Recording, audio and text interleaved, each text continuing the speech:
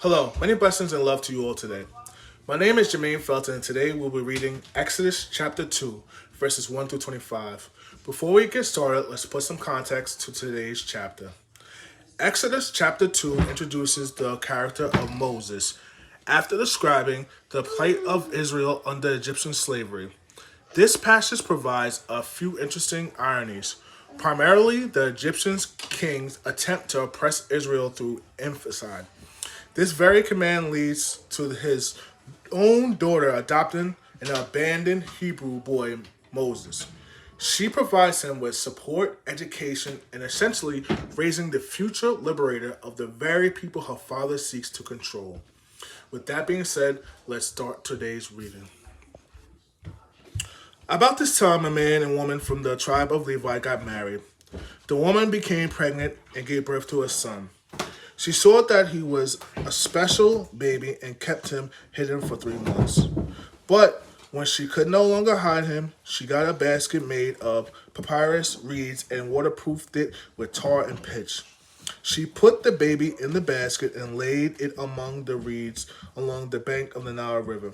The baby's sister then stood at a distance, watching to see what would happen to him. And we see in verse 1, although a name is not mentioned yet, the baby in the story was Moses.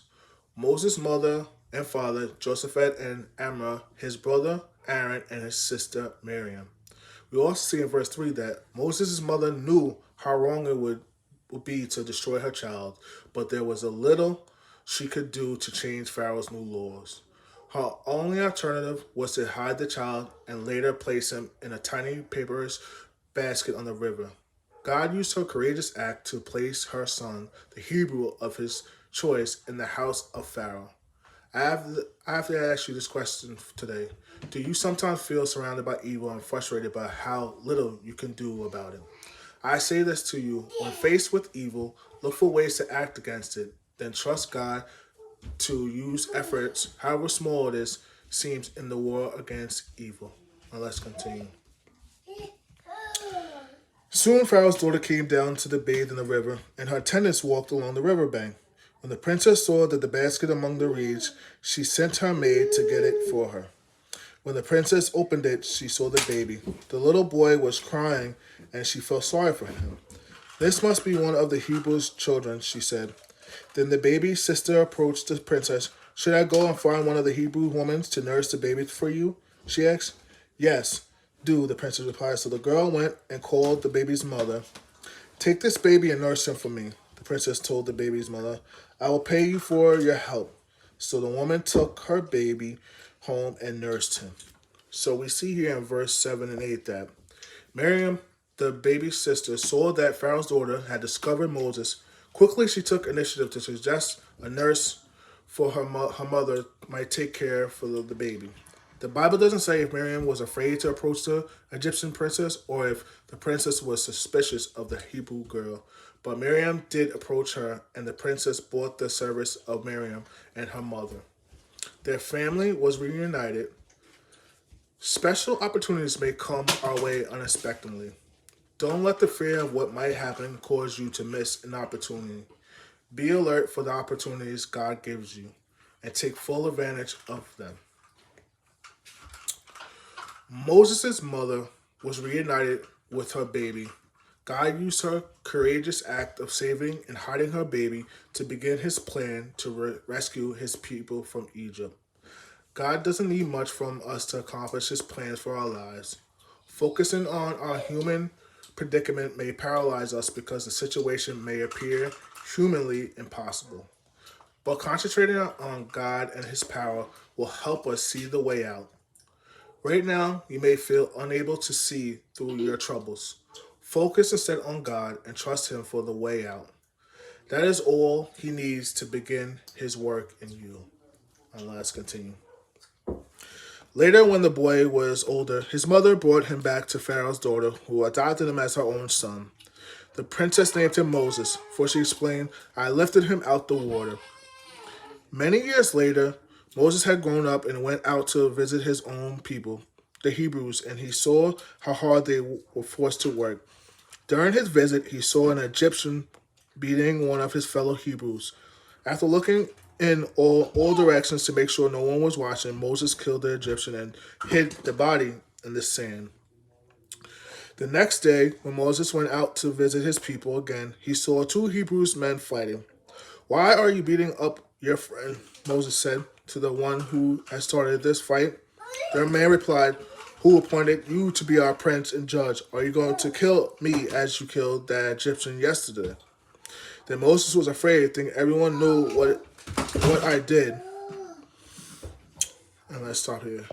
Now we see in verse 12 to 14, Moses tried to make sure no one was watching before he killed the Egyptian. But as it turned out, someone did see, and Moses had to flee the country. Sometimes we mistakenly think we can get away with doing wrong if no one sees us or catches us. Sooner or later, however, doing wrong catches up with us as it did with Moses. Even if we are not caught in this life, we still have to face God and his evaluation of our actions. All right, let's continue. And sure enough, Pharaoh heard what happened, and he tried to kill Moses. But Moses fled from Pharaoh and went to live in the land of Midian. When Moses arrived in Midian, he sat down beside a well. Now the priest of Midian had 7 daughters who came as usual to draw water and fill the water troughs for their father's flock. But some of the shepherds came and chased them away, so Moses jumped up and rescued the girls from the shepherds. Then he drew water for their flocks. When the girls returned to rule and their father asked, why are you back so soon today? An Egyptian rescued us from the shepherds, they answered, and he drew water for us and watered our flocks. Then where is he? Their father asked. Why did you leave him there? I invite him to come and eat with us. Moses accepted the invitation and settled there with him. In time, Ruel gave Moses his daughter Zipporah to be his wife. Later, she gave birth to a son, and Moses named him Gershom, for he explained, I have been a foreigner in a foreign land. Years passed, and the king of Egypt died, but the Israelites continued to groan under the burden of slavery. They cried out for help, and their cries rose up to God. God heard their groaning, and he remembered his covenant promise to Abraham, Isaac, and Jacob. He looked down on the people of Israel and knew it was time to act. So we see here in verse 15 that to escape punishment for killing the Egyptian, Moses ran away to Midian. He became a stranger in a strange land, separated from his home and family. It took many years after this incident for Moses to be ready to serve God, but he trusted God instead of fearing the king. We see this in Hebrews, the 11th chapter, the 27th verse. We may feel abandoned or isolated because of something we have done, but though we feel afraid and separated, we should not give up. Moses didn't. He trusted God to deliver him, no matter how dark his past or bleak his future. We also see in verses 23 to 25 that God's rescues doesn't always come in the moment we want it. God had promised to bring the Hebrew slaves out of Egypt. We see this in Genesis, the 15th chapter, the 16th verse. And we also see it in Genesis, the 46th chapter, the 3rd and 4th verse. The people waited a long time for that promise to be kept. But God, our amazing God, knows the best time to act. When you feel that God has forgotten you and your troubles, remember that God has a time schedule that we can't see. And I pray that today you know that God is always with you. He will never leave you. And don't let the things of your past stop you of the full and amazing love of God. Have a blessed day, brothers and sisters.